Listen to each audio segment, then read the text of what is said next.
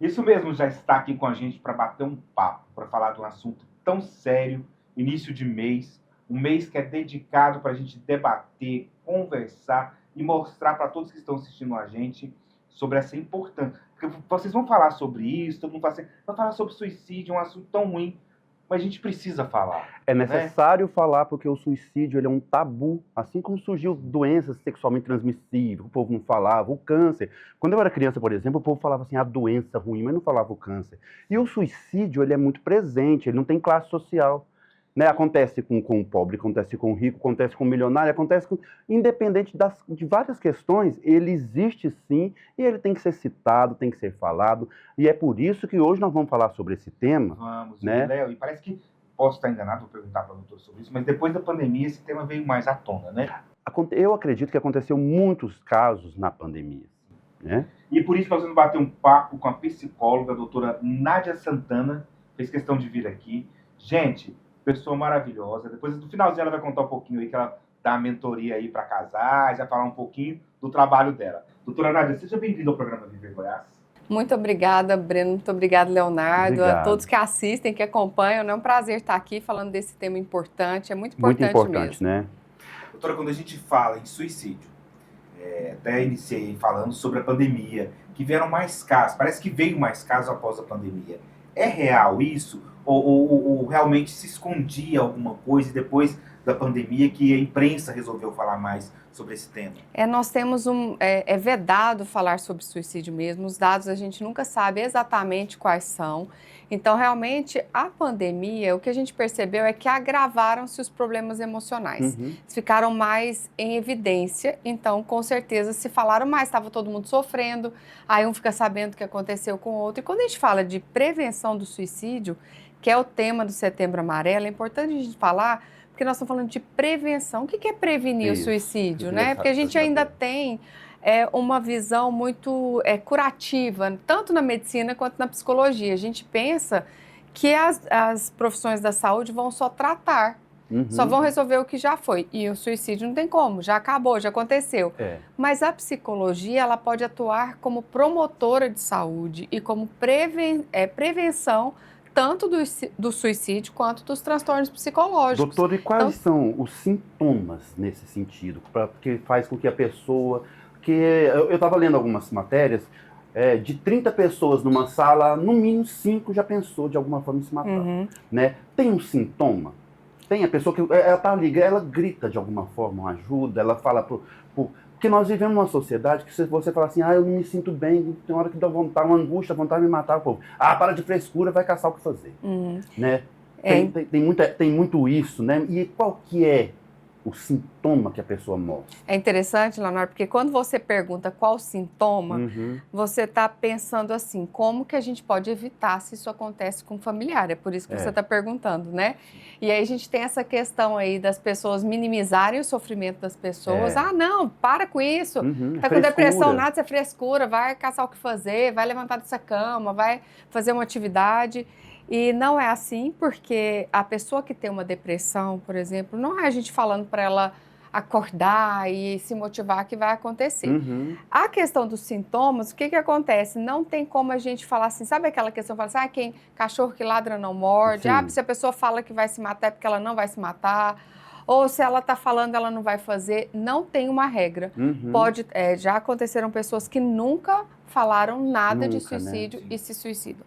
Tem pessoas que já falaram e nunca se suicidaram. Eles estão vinculando um vídeo na internet de uma moça, se não me engano é austríaca, linda de viver, porque a gente pensa que quem suicida é só gente feia. Tá vendo que a gente tem uma visão, né, tão errada. Só feio, aquela pessoa, com problema financeiro. Financeira, aquela pessoa que não tá bem no amor, que tá acima do peso. Problema em casa. Mas a menina viajando o mundo todo com amigos, com tudo mais, e foi tendo um cronograma 20 dias antes, 15 dias antes, 5 dias antes, um dia antes ela estava cantando e tal. No dia seguinte ela se matou.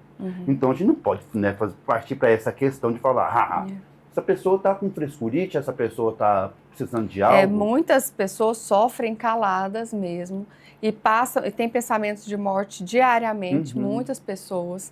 Então, assim, o que a gente pode fazer para auxiliar as pessoas que estão ao nosso redor? Primeira coisa que eu falo é que a gente não tem controle absoluto sobre as pessoas.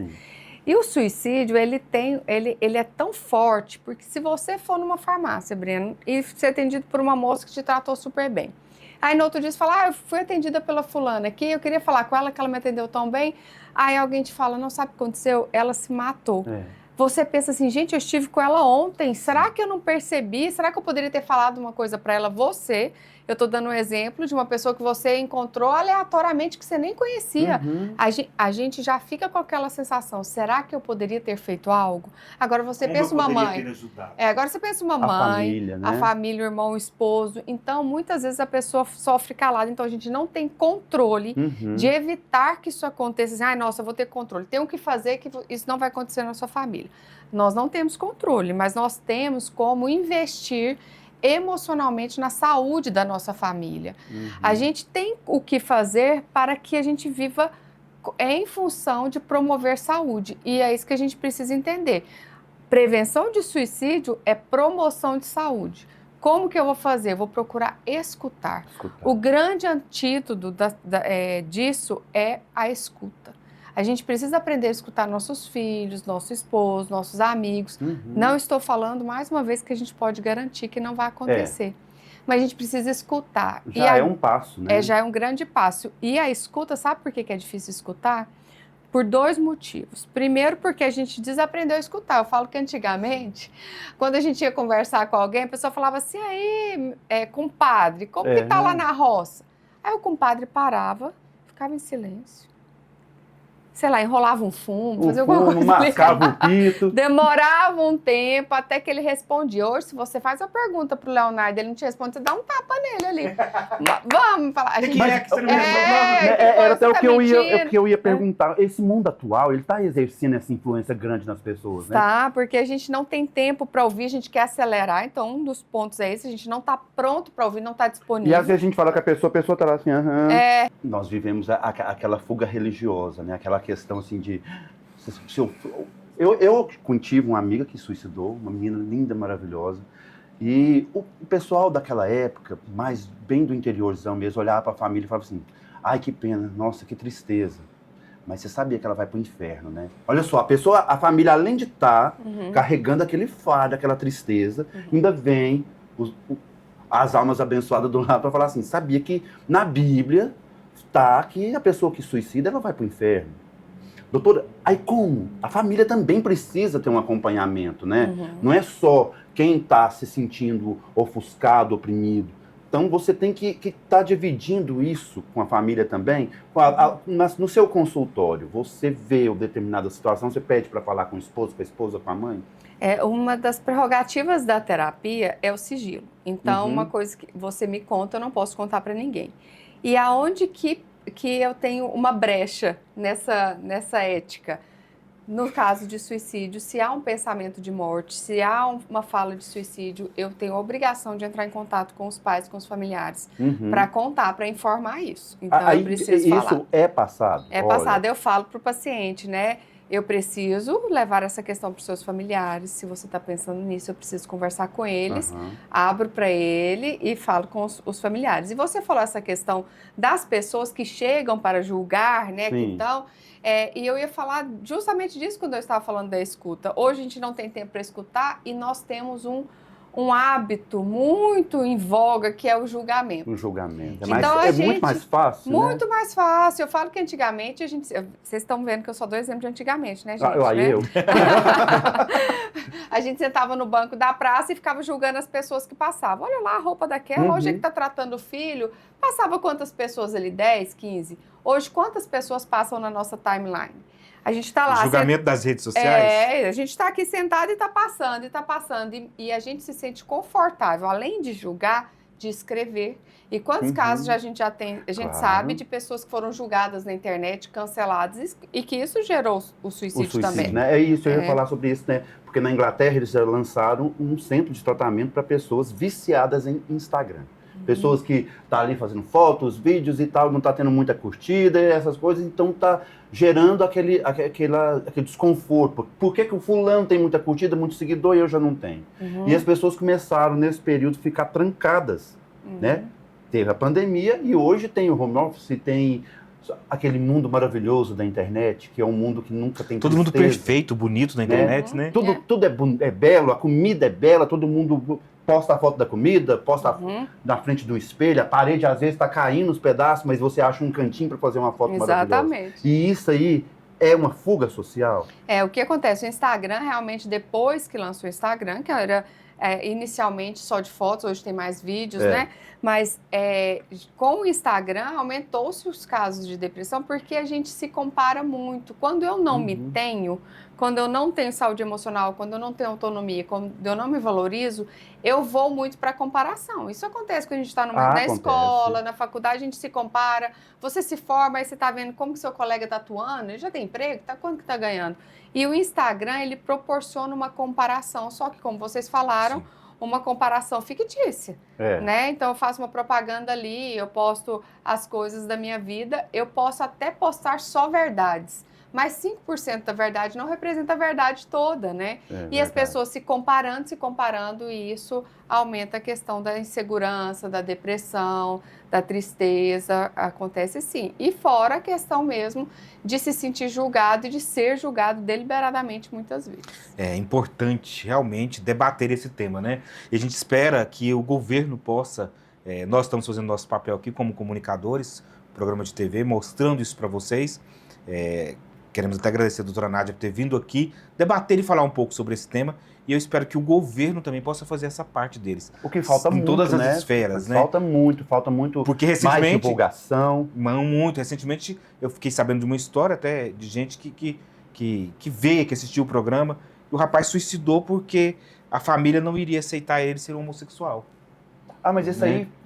é coisas que acontecem diariamente, né, doutora? Exatamente. É por isso, se a família não consegue ouvir, não consegue compreender, a pessoa vai se sentir só. E só ela pode tomar esse caminho. Né? Doutora, nós estamos finalizando. A gente quer agradecer muito a sua presença, mas antes, finaliza deixando um recado para as pessoas que estão em casa. Vamos falar sobre a mentoria dela. É mesmo? Vamos falar um pouquinho sobre a mentoria antes da gente dela dar esse recado. Olha só, eu sou psicóloga já há 25 anos, sou mestre em psicologia da personalidade, eu criei o curso Arte da Escuta antes da pandemia, depois da pandemia ele virou online, e as pessoas que querem aprender a ouvir de modo a auxiliar as pessoas, não precisa ser psicólogo, pode fazer o curso Arte da Escuta, que é muito bom. E para ampliá-lo, agora eu lancei a mentoria Relacionamento Seguro. As pessoas querem se relacionar de uma maneira segura, querem ser felizes no relacionamento. E relacionamento, quando é saudável, nos dá uma base de fortalecimento emocional, sabiam? Que as pessoas mais resilientes são as que têm bons relacionamentos, não só de casais, mas familiares, de amigos. Né? Então, por isso a mentoria, né? A mentoria Relacionamento Seguro. E se alguém em casa quiser saber mais um pouquinho da mentoria, do curso, pode entrar em contato pelo Instagram? Vai no Instagram, psicóloga Nádia Santana. Eu falo que o meu Instagram, se você maratona lá, você já faz um desenvolvimento pessoal.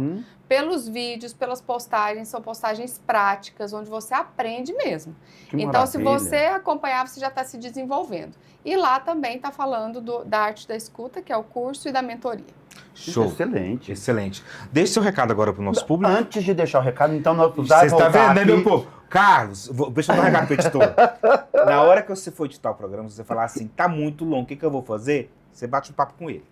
Dá nada. Mas eu quero fazer um convite para voltar aqui para a gente falar de relacionamentos, para a gente falar de outros temas também, porque é um tema, gente, até pouco tempo, relacionamento é um tema muito sobre interessante. Psicólogo, vai num psicólogo, eu não sou louco, né? As pessoas tinham essa visão equivocada, então, alguns ainda têm. Então são estruturas diferentes, acompanhamentos diferentes, técnicas diferentes, coisas que vai somar com a nossa sociedade. Então o convite está aberto para que a doutora possa voltar aqui para a gente falar sobre isso. Com certeza está de portas abertas. Pronto, falei errado. Sobre relacionamento, tem muito pano para manga aí, viu? Então a gente faz uns 5 programas. Já veio o dia que a gente já grava o programa do mês inteiro. Combinado. E você falou do recado, né, Breno? Eu gostaria de dar o recado seguinte: vamos todo mundo exercitar, diminuir os julgamentos. Vamos parar com isso, vamos parar de definir se o que o outro faz é certo ou errado. Se eu dou açúcar pro meu filho, eu tô errada. Se eu não dou açúcar pro meu filho, eu tô errado. Se eu amamento, eu tô errado. Se eu não tô... Eu tô falando de mãe porque mães são os seres mais julgados do planeta. Né? Mas vamos exercitar, sair desse conforto do julgamento. Todo mundo pode exercitar isso, a gente vai diminuindo o julgamento, a gente melhora o mundo. É verdade. Muito obrigado. Realmente está de portas abertas. Nós vamos marcar outras vezes. Combinado. Muito obrigado pelo Obrigado. carinho e pela oportunidade de contribuir. Da Isso aí. próxima vez eu prometo ouvir.